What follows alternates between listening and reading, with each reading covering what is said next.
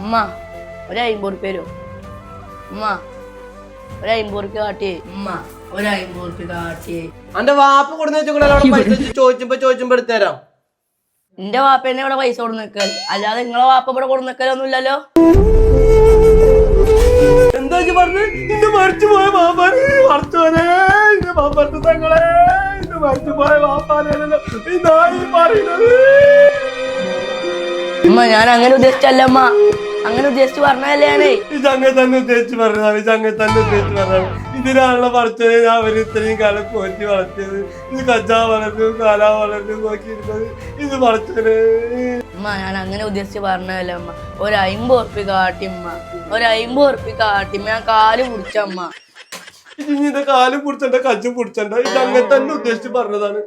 പൈസ എവിടെയും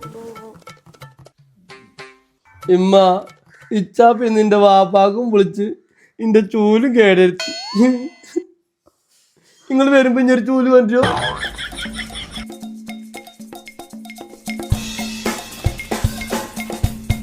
പൊട്ടിയ മാറാലച്ചൂല് എങ്ങനെ ഒട്ടിക്കാം? നിങ്ങൾ ആൾക്കൂട്ട ബുക്കുന്ന ഒരു 50 ഉറുപ്പ്യ എടുത്തുക്കണോ? ഞാൻ എന്റെ ആൾക്കൂട്ടത്തിന് പോകാൻ വെച്ച പൈസ അവിടെ നോക്കി കള്ളനായേ. നിങ്ങൾക്ക് ആൾക്കൂട്ടത്തിലെ നിങ്ങൾക്ക് എല്ലാവർക്കും കൂടി നോണാരാനല്ലേ ഞാൻ പോയി. ഞങ്ങൾ അയൽക്കൂട്ടത്തിൽ നോണ പറയേ റബ്ബേ. അന്റെ വാപ്പണ് വിളിച്ചിട്ടെന്ന് അനക്ക് കാണിച്ചു തരാട്ടോ.